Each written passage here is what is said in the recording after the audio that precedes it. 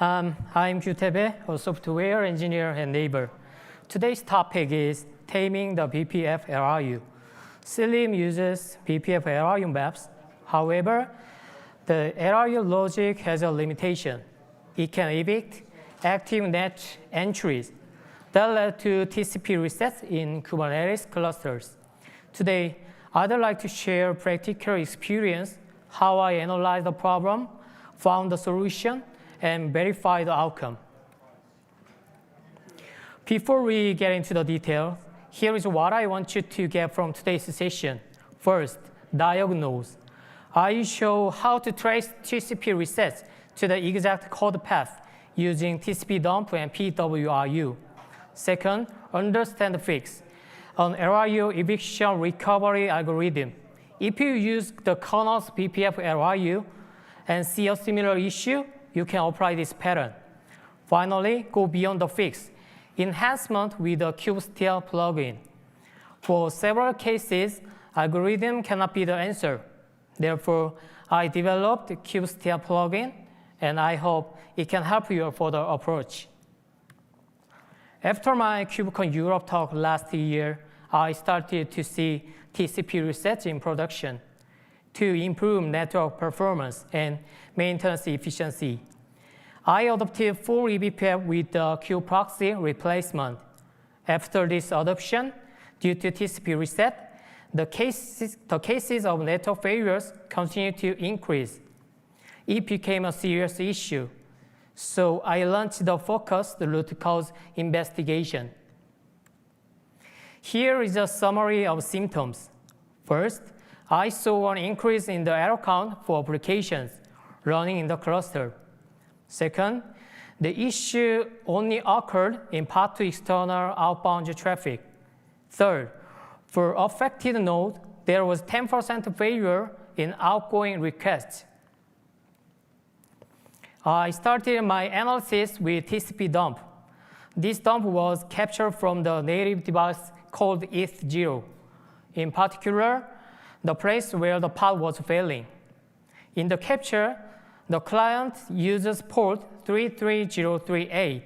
After that, as you can see in the blue box, it establishes a normal connection to the port 80 web server.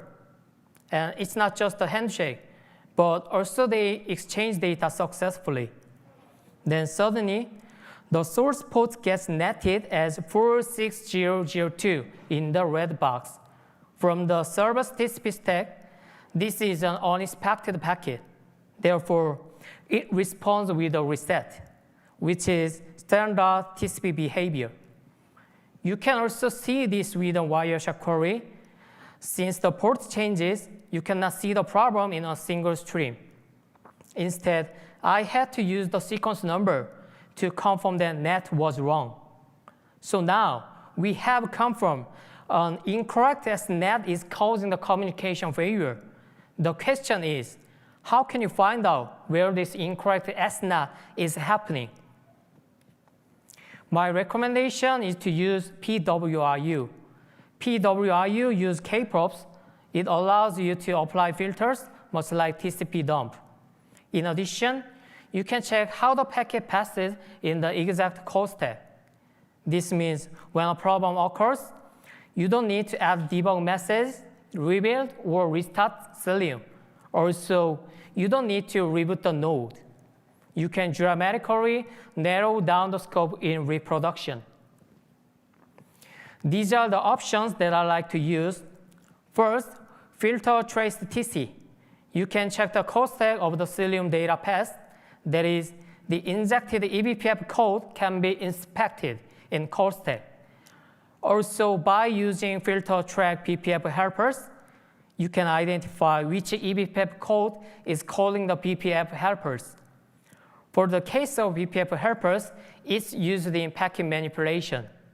Lastly, you can set a packet filter, which is identical to TCP dump. So when using PWRU, the best method is to compare the code stack between a normal state and unexpected state. If you look at the figure, in both the normal and unexpected cases, the kernel's IP stack output begins with IP finish output function. in the blue box. And the Cilium to NetDev hook is called normally in the yellow box. This is because it's on outbound traffic. However, in the uninspected case, you can see the modification of checksum by the eBPF code in the red box. That means packet manipulation. In other words, uninspected net. The color information of the BPF helpers can help us to narrow down the scope even further. We can see that uninspected SNAT is occurring in the tail handle SNAT forward IPv4 function. So now, our task is to find out why the function is behaving in this uninspected way. I investigate this function, I could find the suspicious code. Net function's operation is very simple. If a net entry doesn't exist, it finds an available port and performs net. If an entry exists, it runs on the port, reuse port. In other words, if an entry is deleted during an active communication, uninspected net will occur. After analyzing the code, I found that the only case where an entry was deleted was entirely by BPF LRU. This led me to a question. The logic of BPF LRU really delete all these entries? How much accuracy can this algorithm guarantee?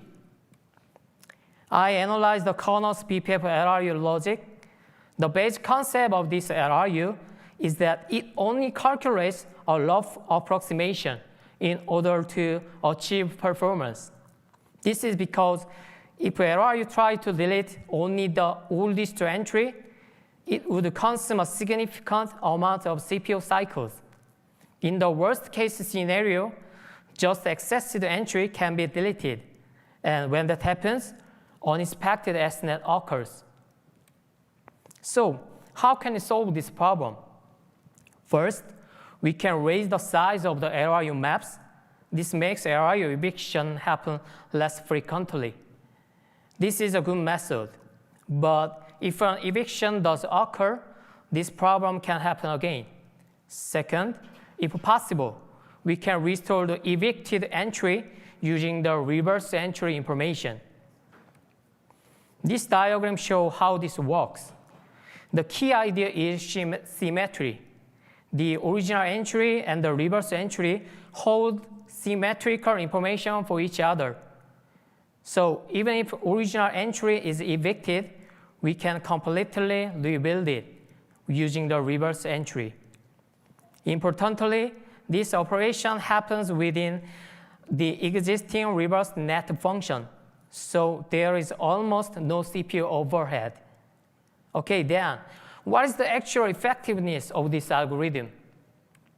Using Fortio, I ran tests with packet sizes ranging from 1K to 8K. The yellow graph shows the failure rate before the patch. On average, I experienced a failure rate of about 4.5%. However, after applying the algorithm, the result becomes totally different. Including zero failure case, the average dropped to 0.004%. This means only 4 requests fail out 100,000. So the failure rate converts to almost zero. Even after creating this code to recover from eviction, there is still a remaining problem.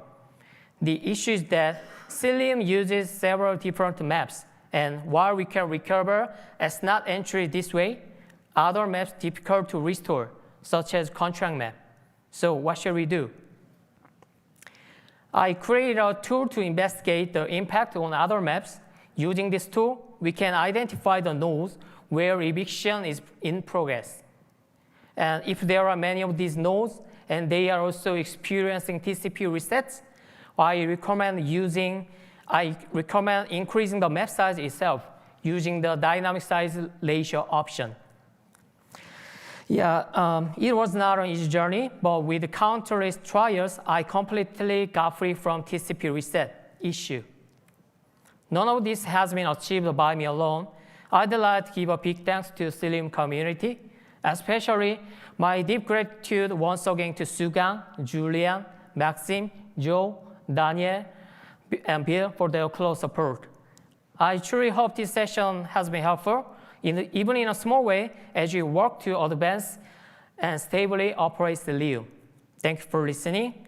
Yeah, I'll be standing in this room, so please feel free to ask me any question you have after closing remarks. Thank you very much.